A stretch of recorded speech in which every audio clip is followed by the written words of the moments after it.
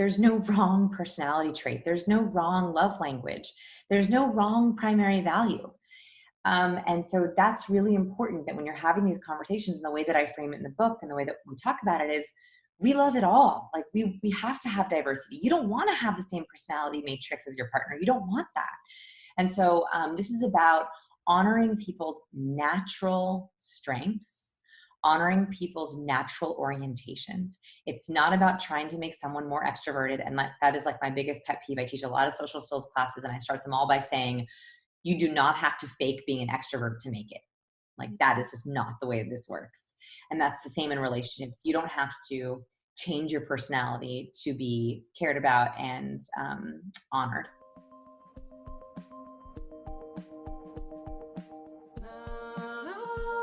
Well, hello there, lovely. It's Steph Prehamas, and welcome back to the Beautifully Changed podcast, a place to discuss your journey to love and enhancing the love you already have.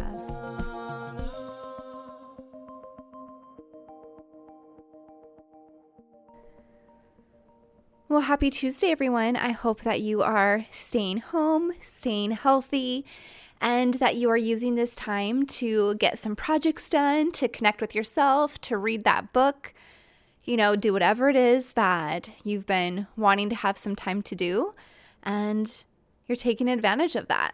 Today's podcast guest, we're going to have Vanessa Van Edwards on. She is from the Science of People, and she is going to share some incredible tips for couples who are spending all of this time together, and what you can do to actually help enhance your relationship, discover each other more, and connect on a deeper level.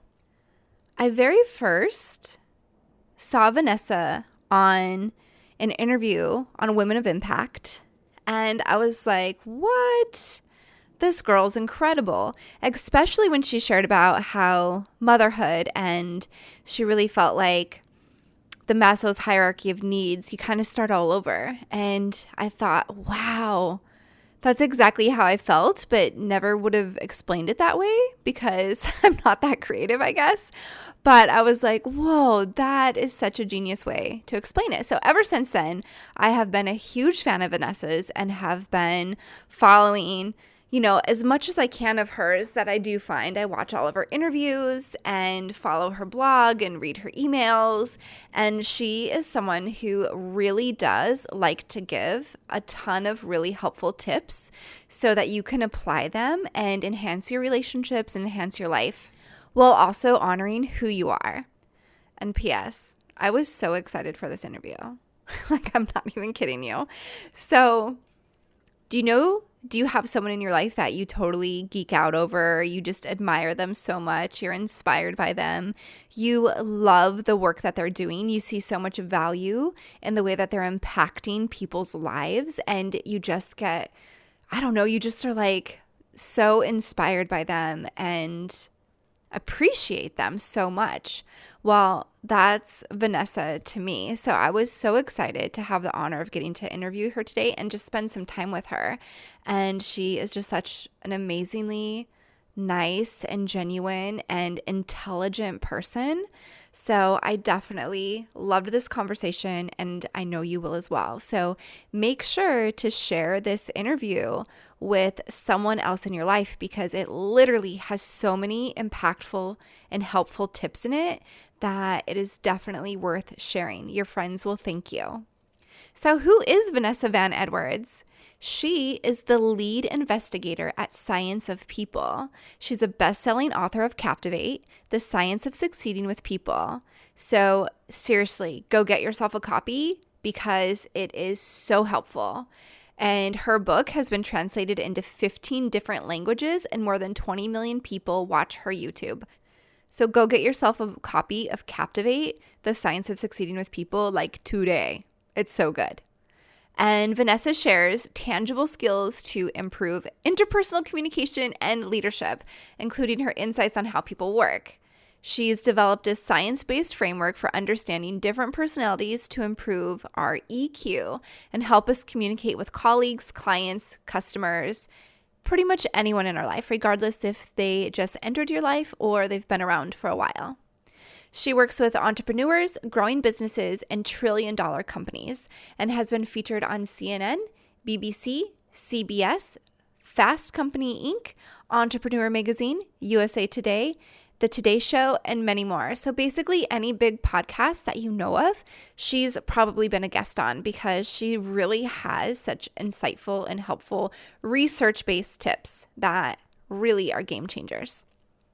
So let's dive into the interview. Get a piece of paper, my friend. Like, seriously, I'll wait. You go get a pen and a paper because you're going to want to write these tips down. Okay, let's dive in now. Vanessa, thank you so much for joining me today on the Beautifully Changed podcast to really help inspire couples while they're stuck at home right now, and just share all of your other wisdom that you've gathered throughout the years of researching people. Yes. Okay. Well, first of all, thanks for having me. I'm so excited to talk about this topic because it's very front of mind. The first thing, it's funny because I feel like we have to do a giant reset. So if you're listening to this, let's do a reset together. Like, let's literally hit the button. So I think I've been hearing a lot of language like stuck at home or constantly together. And that can seem a little overwhelming, right? That can seem a little bit intimidating. But I want to reshape it, which is to think about your relationship goals a year ago. So I'm going to bet that if you're in a healthy relationship, maybe a year ago you had a goal that was something like spend more time together, or get to know my partner better, or deepen my relationship with my partner. Guess what? Now is your chance. You have been gifted the answer to your prayers. And so I want to kind of reshape this as this time is temporary. It's very hard, it's very challenging, and it's very confusing. If it's temporary, that means that we have an opportunity to see this as a special period of time, maybe even a gift where you can leverage or utilize this piece of time to achieve some of your relationship goals. I love that. And that's so important to just like, I love how you said also like kind of reframing it, thinking of it as a gift, that now we really get the opportunity to dive in, maybe look at some areas we want to improve. Because let's face it, when you get into a relationship, you want it to be awesome. No one starts off a relationship saying, hey, I hope in 5 years this goes down south, right? Like, we want it to be fantastic. Exactly. So let's start with, what are some tips that you have for couples that are working at home or staying from home, or actually are just finding themselves spending so much more time together? What tips would you have for them? Yeah. So the very first thing is a really interesting piece of research that I read many, many years ago and is now coming to be very important. This is research by Dr. John Gottman. So I love Dr. John Gottman's research. He's a marriage and family counselor in Seattle, and he works with his wife, and they just have incredibly robust research and tips on relationships and how they work, really how they work, not ideally, but really studying couples for decades and seeing how they work. And one thing that really provided me a lot of relief is they discovered that most couples fight about the same three things over and over and over again. And those are different for every couple, but for your couple, it tends to be the same three arguments over and over again. Even if they sound a little different, it's actually the same three arguments. So what I would highly recommend is be proactive is the first thing, which is, what are your three arguments? You could also call these, what are your three gremlins? What are the things that creep into your relationship? And the problem with these arguments is they're very heavy. What I mean by that is, it's the kind of thing where your partner does one little thing, but there's so much history behind it that it immediately snaps you into a giant argument, or it triggers this sense of frustration, anger, overwhelm, because it's so heavy. There's so much there. So here's my goal is, I want you to, one, sit down with just yourself and do some relationship journaling. When you think about the last few fights you've had with your partner, what have they been about? Was there a theme? Was there a commonality? Was there a string? And this might be going back even a couple years if you can. And then, so first think about the most recent fights. Then I want you to think about your biggest fights. So these are the fights. Every couple has them. You are very normal if you have them. The big ones, the ones where you said something you didn't mean, where someone slammed a door, someone went to bed angry. I want you to think about those fights. And again, think of the theme. That's phase one, is just you, just self-journaling you, your reflection time. Then what I want you to do is I want you to send this podcast to your partner. Hello, partner. Hello. If you're wondering why your partner sent you this, it's because of me. Yeah, you have me to blame. I would love you, the partner, to do the same exercise on your own first. And the reason why I actually don't want you to do this together first is because you might get in an argument about your arguments. And I don't really want that to happen. So I want you to now do the same exercise for yourself. And then you're going to do a fun game. You're going to get a glass of wine. You're going to cook a really nice dinner, or you're going to order in, and you're going to sit down and you're going to compare your notes. And remember that this is a game. So I want you to actually approach it like a game. In other words, I want you to think to yourself, do we match up on anything? Do we get the right pairs? If you approach it that way, it's a little bit easier to keep it light, to make sure that you are not accusing each other of anything in that moment, but you're actually trying to be like, wow, I got that one too. Oh my gosh. Okay. We matched up. High five. Every time you match up, I want you to give a little high five, and I want you to dig a little bit deeper. That exercise is incredibly helpful, and it will also create really nice new bonds as well. I like that. It's almost like you're finding the common ground and seeing if you, and it's also helping you discover each other more, because if they're like, oh no, my biggest fight was this, and you're like, what? How is that the biggest fight? I thought that was so chill. Like, I thought that didn't even come on my radar at all. Yes. And so I love that. That's so good. And John Gottman is definitely like, his stuff is beyond fabulous, his love lab and everything. So that's one thing that I love about you too, is like, not only do your own research, but you read everyone else's research and figure out how to apply it. So, okay. So You mentioned something really important there, which is, I love the way you said that. Is like, wow, that didn't even come on my radar. That's the exact right way to approach it. Remember, there is no wrong answer in this exercise. So if your partner thinks that your biggest fight is about who cleans up dog poop, and that wasn't even on your radar, that does not make their answer wrong. That's just very interesting, right? Like, that's super interesting. Wow, like that wouldn't have even occurred to you, but that's a huge fight for them. That's really good to know, right? Like, that's a really helpful nugget to know about your relationship. yes. And I also love how you mentioned like the gremlins, and some of that you mentioned, and one that you talk about in your book, Captivate, is your gremlin can come out as people pleasing. So is that one of the things that you do? Do you start getting so worried about conflict that you just start pleasing your partner in that moment? So what can you add to, depending on how your gremlins show up, how can you adjust that in this time when you're, or even focus in on it when you're together with each other right now? Great. So fear is a really weird emotion. Fear is one of the few emotions that disguises itself. It's, as a gremlin, it dresses up as other things. And this is really confusing. So if you're afraid that your partner doesn't love you, or that you're not going to have enough help, or that you're going to lose your job, any of those fears, our fear doesn't like to come out and say that. It likes to masquerade as something else: drama, anger, meanness, judgment, people pleasing. And so what's really important is to talk in this discussion, talk about how that happens. How does it come out? So if you really want to get into the nitty gritty of this, when you're having your argument, or when you're thinking about your topics, I want you to also think about how you have that argument. So I'll give a really personal example. So my husband and I are very, very aware of our three arguments. And one of the three arguments is how clean the house should be. Okay. And this is not just chores. It started as chores, but as we unpacked it, we realized, no, actually, we just have a different standard for how clean the house should be. And so it's not who does what. That's actually not the argument. It's, my husband will look at a room and say, the room is clean. And I'll look at a room and say, the room is a mess. Okay, now we're getting somewhere. It's not who does the chores. It's not how the chore is done. It's a different standard. And that's a much more helpful place to be. So what happens is, we then talk about, how do we have this argument? And we realized we have this argument, usually it's time-based, not thing-based. In other words, it's actually not that his dirty socks caused the argument. It's actually not that. We realized it mostly happens when I am already stressed about something else. My to-do list is super long. I look at his socks on the floor and think, another thing for me to do? That's a different argument than who's going to clean up.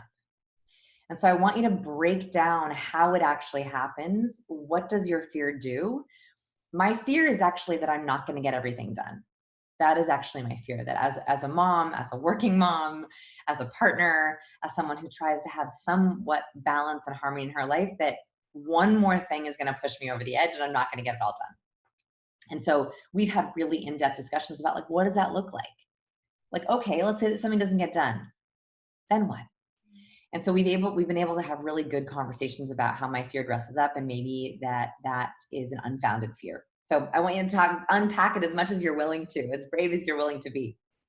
So would it be fair to say then, Vanessa, during this process, like your goal isn't to try to come at this to solve it right away. You're coming at it to understand each other and just see how each other are seeing this, what your three things are. So after you figure out the game, right, you find your common ground and then you figure out how you are arguing, then what happens? Okay. So then what you're trying to do is just make it less heavy. You will probably, after this exercise, still have the same three arguments. That's actually okay, right? Like that's totally okay. What we're trying to do is remove like the friction and the heaviness from it. So you should name your arguments. So I talk about in Captivate about naming and taming. You do this with difficult people too, by the way. So the way that we talk about dealing with difficult personalities, difficult people is very similar to dealing with those difficult arguments. You're going to name it. You're going to literally name that argument. So if you argue about cleanliness of the house, you should name it the clean bug. Or, oh, this is our clean bug again. I just posted this on my Instagram, actually. There are people I know who actually give them employee names like Cheryl, and they'll like blame it on Cheryl. And they're like, what are we going to do about Cheryl? So name it. Name it because it allows you to talk about it as not you and me. In arguments, you often be like, you are not clean enough. How dare you do this? I need something different. But if you're like, oh, this is that clean bug again, just like popping up. Clean bug is driving me crazy. And I can say to my husband, I can say, look, like my clean bug is like it's like it just like needs a little bit of help. And so I just noticed like the bedroom is like a little bit crazy. So just letting you know. And that's a very like silly, casual way. And he knows that like we're like getting up there before it gets heavy. So that's the entire goal, is to name it and then allow it to be not personal to you or your spouse, but actually it's this other thing that lives outside of your relationship that you just have to deal with. It's like having like a really annoying coworker. It's just like there, you got to deal with them, kind of work around them, you manage them, you set up boundaries, same thing. I love that. And it does add this idea of this like playfulness, which, really, if you're with somebody, you see them as your friend. Hopefully they're your best friend. And doing this method, Vanessa, seems like it helps you maintain that friendship versus putting distance between you. Yes. And also, this is my last step here. I know this is a lot of steps. The last step is you have to bring glue back into your relationship. So if you're going to talk about fighting and talk about arguing, I want to actually build up the glue that makes it worth fighting for, which is deep, juicy, amazing, stimulating, titillating conversation starters. I love that. Stephanie, I love a good question. I love a good question. And so I challenge you to set up a shared ritual in your home. So this is the time to do that. Breakfasts, Friday lunches, the first 10 minutes at dinner, whatever your shared ritual is, over pancakes. So my house is over pancakes. I make pancakes every Saturday. And so we always have a ritual around pancakes. You might want to do yours more frequently now because we're spending a lot more time together. I want you to ask one deep, amazing, juicy, stimulating, titillating, fascinating question during that shared ritual. So I have a huge list of them, but I actually am coming out, I should be out actually right as this episode launches, my favorite 10 to start with.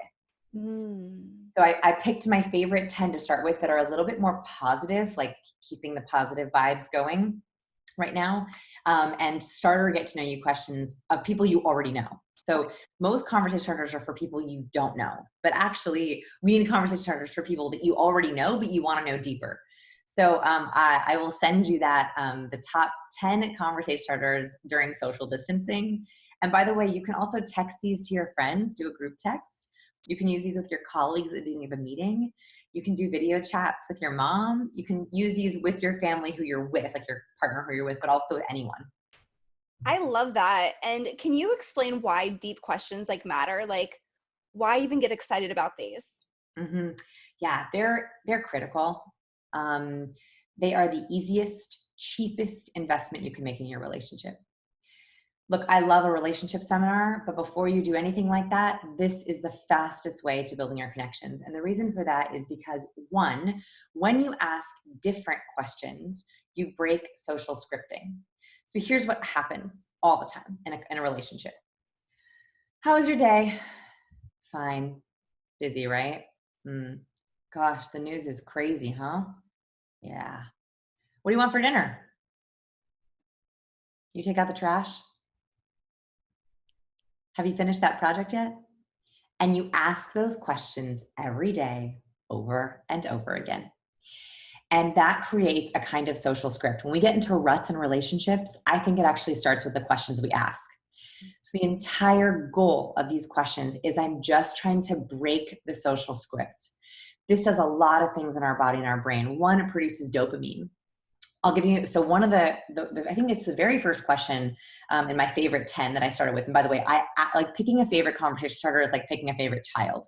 Luckily, I only have one child, so that's easy. Picking a favorite conversation starter, it was like agonizing. So here are my 10. It took me like 5 days to pick my 10. I think the first one is what's something you've always wanted to try? Why haven't you tried it yet? And this is a really great one to do regularly. I do this annually with my partner because the answer changes. And you get everything from skydiving to learning a new language to trying a food to starting a business. I mean, deep to shallow, you get the whole gamut. That produces dopamine. Like when I asked Stephanie that question just now, hopefully Stephanie began to think like, what have I always wanted to try? Like, what have I been wanting to do? Did you think that? Well, what's funny is my husband and I do this all the time. And so what we're constantly doing is doing experience lists where we'll ask each other that. And then each year we're like, okay, what do we want to add to our experience list? What do we want to check off? What do we want to add? What wasn't possible to do this year? Do we still want to do it? Or did that change? And so we are constantly doing that. So but it does make me think like, oh, is there anything I want to add to that list? When I heard you ask that, I was like, oh, is there anything new? Ooh, it's the ooh. That's dopamine. Yes. So I'm obsessed. Dopamine. Oh gosh, we love a dopamine hit. Like dopamine is a chemical. This is very simplified, by the way. Dopamine is the chemical of pleasure or excitement or reward. And so when we think about doing something new or exciting, it kind of titillates us. The 10 questions I picked are geared towards getting two chemicals going. Either they're a dopamine question, and by the way, you don't know this, but I'm telling you the behind the scenes of these questions. They're dopamine producing, so they actually make you feel excited, which makes you feel happier, which makes us get through some of these times and then answer more genuinely with our partner. Or they're oxytocin geared. Oxytocin is the chemical of connection or bonding, belonging. And so they're geared towards making you feel closer to that person. I believe I have two very vulnerable conversation starters in that list. One is very positive and one is a little bit more vulnerable. And the entire goal of that is that when you share something, it absolutely makes that person feel closer to you from a chemical perspective. They have proven that when you have oxytocin coursing through your bloodstream, you are more loyal, you share more, you're more open, you share more things, you're happier, you feel a sense of belonging. And that's what we need more than ever right now. I love that, Vanessa, so much. I especially love how you said, it's the cheapest investment you can make before you do anything else. Start with questions. Because even though you're married or you're in a long-term committed relationship, people still want you to know them. Your person still wants you to invest in them. So I love that. Just out of curiosity, I have this actually sitting right next to me. Have you ever heard of the Ungame? I think I've seen this before. What is it? So it's literally a question game. So back when I did therapy, I used to do this with my families and couples all the time. And kids love it. So if you're at home, please also think, as a side note, like involve your kids, ask them questions as well. So I'm super excited Actually, for your. all the questions are kid approved. I love that. Yeah, kid approved too, for sure. I love that. So this is basically, it's just like a card game where you just draw a card and it has like easier questions that don't feel as like vulnerable, just more like, what's your favorite subject at school and why? And then it goes into deeper ones like, what's the meanest thing someone's ever said to you? You know what I mean? So yeah, they have different versions. And so I've always been a huge fan of these. So I fell in love with questions years ago as well. So I love that you're talking about this and that you came up with a list, especially for people to use now, which Yeah. goes back to what you were saying at the beginning, like use this time as a gift to deepen your relationship. I Yeah. love that. Yeah. Love it. Okay, so after questions, was there, like, let's talk about doing your partner's matrix, because that would also be something that would really, really just like game change relationship in a sense, you know, like if, like it'll, even if your relationship's already good, it's only going to enhance it. And if it's not doing so great, it's going to bring you back on track. Yeah. Okay. So let's think of the 10 questions as the warm up, right? That's like going to get you your juices flowing. Okay. When I was researching my book, I was in the beginning, I didn't know how to structure it, right? I was trying to teach social skills from a science-based perspective.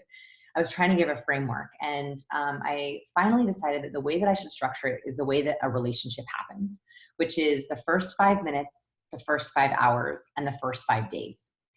And that like made total sense in my head. And the middle section is actually what I want to talk about here, which is the first 5 hours. For a lot of couples, they haven't spent these many hours together in a long time. And so they jumped from minutes to days. So the entire middle section kind of got skipped, right? A lot of couples I know, especially parents, they'll do date nights. Well, date nights last 2 to 5 hours. And then they have their normal week. Well, now we're just on one long date night, which means our hours go to days. And so what I would challenge you to think about is level 2 here is to solve your partner's matrix. So the way that I think about people is I've always wanted to have some kind of a formula for people. And I don't mean that in a way that's like dismissing people's individuality. In fact, I created the matrix to try to honor people's individuality. So for every single person in my life, I have a matrix. And you'll see in my book, it's 3 circles basically within each other. And each circle is a different layer. The outer circle is someone's 5 personality traits. And the only personality science has been backed up in research. So not Enneagram or DISC or Myers-Briggs. Those actually haven't been able to be replicated. This is called the Big 5. It's someone's openness, conscientiousness, extroversion, agreeableness, and neuroticism. That's the first layer. So see if you can guess your partner's 5 personality traits. You're welcome to do this in the book, but if you don't want to wait for the book, you also can check it out. We have a free personality quiz on our website. I highly recommend go to scienceofpeople.com/personality. This is all free. You first take the quiz for yourself. So it's 44 questions. They're academic questions that will tell you where you fall in the personality traits. Take it. Keep it a secret. Don't tell your answers yet. Okay. Then go through the explanations of each of the traits on that page. So read them to each other, explain to each other. I want you to guess first. Really, actually, the way that I should have said it is you guess yourself first. So I would actually guess your own traits first, then take the quiz, and then guess each other's. And then take the quiz as each other. Ooh. So don't share the traits. I want you to go to that page and then take the quiz as if you are your partner. That's interesting. You will have a very robust conversation because you get to see how does your partner see themselves and how do you see your partner, and are those aligned?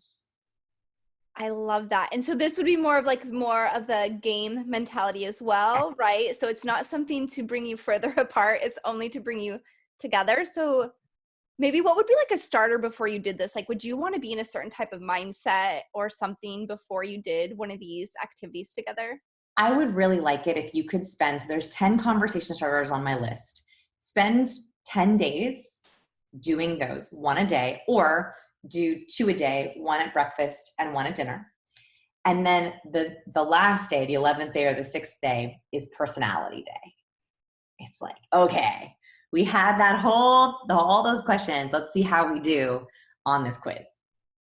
I love that. I love that so much. This is so good. I hope you guys are like loving this and have something to do for the time when you're home together. Oh, you're going to be so busy. There's so many activities on my website. You're like, if you like quizzes, we got every quiz for you.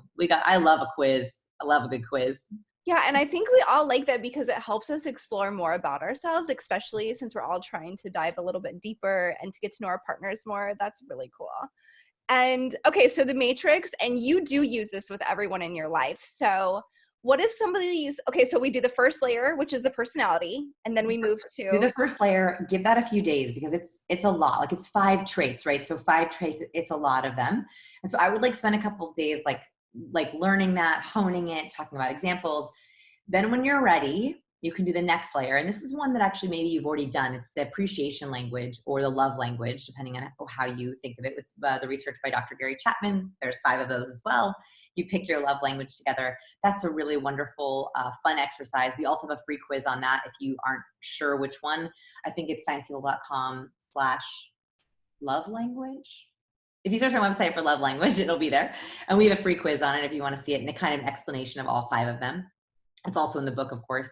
And the last one, and this is the research that I found, and it really blew my mind. And it's why it's the last layer of the matrix. It's like the heart of the matrix, and I save it for last.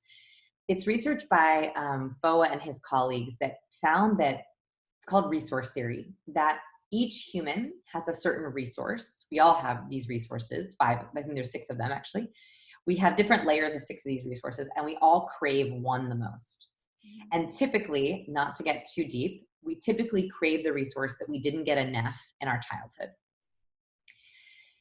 And when I read this study, like, I can't even tell you, like, I got chills. Like, I read it and I was like, oh my gosh. It explains so much about my childhood and what I crave in my relationships. And the nice thing about this is it's not just your romantic relationships, it's also your friendships.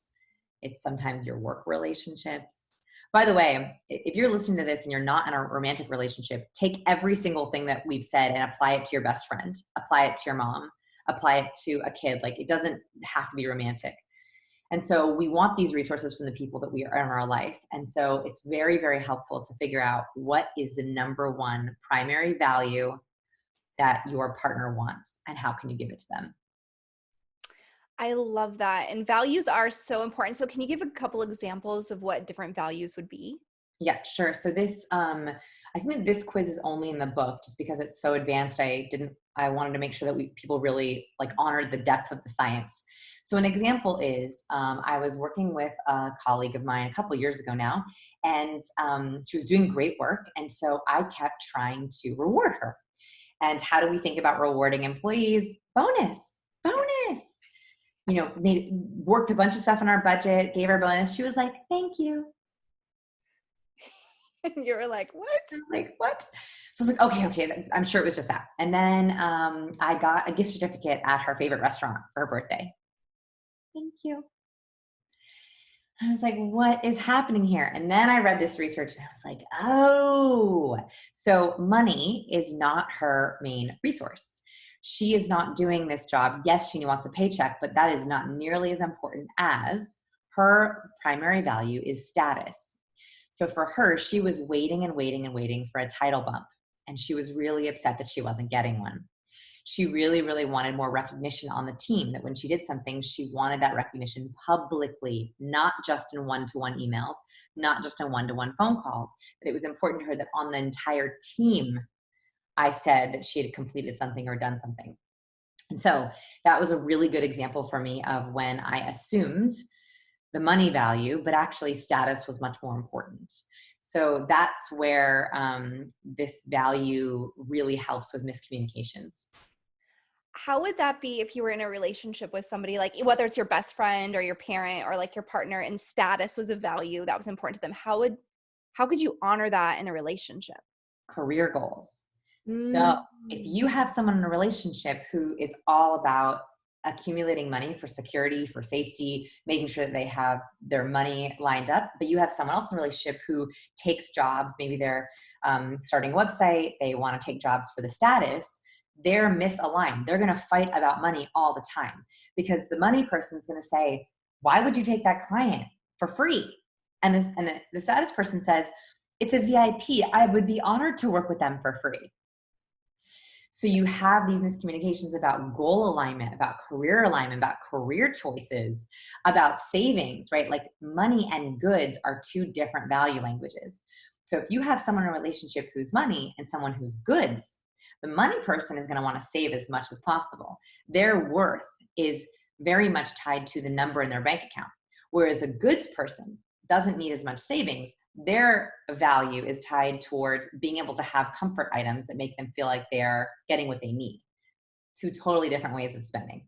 Oh my gosh, that is so good and so helpful, Vanessa. Like, oh my gosh, that itself, like, how many people do you know who fight over money, Oh right? my gosh, It's one of so the many. biggest things. And when you just break it down to that, it just really gives relief. And it's like, oh, there's at least a solution to take away the friction, not to necessarily solve it 100%, but at least to make room to grow and accept. I love that. And I also really appreciate how you shared the story of your person on your team, that you didn't take it personal and you found a solution and you were flexible and you went to a tool to help you. And it sounds like you were eventually able to figure out through her matrix what was her language, and then you were able to meet it.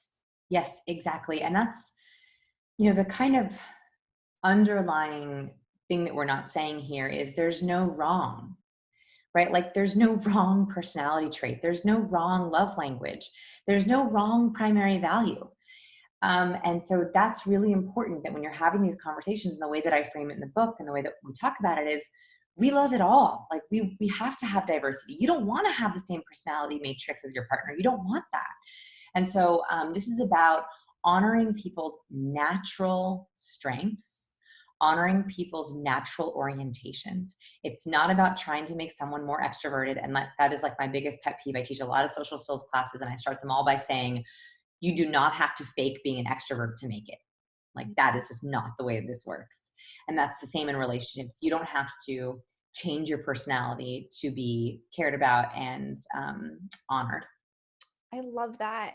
So Vanessa, where can people find you? And do you have any exciting projects or events coming up that you would like to share with us? Sure. So everything is at scienceofpeople.com. Our entire goal with the website is to be as exceptionally helpful as possible. My goal is that you are just sucked into every article because you're like, that one's helpful, that one's helpful. So there's a ton of free resources on there, quizzes and guides.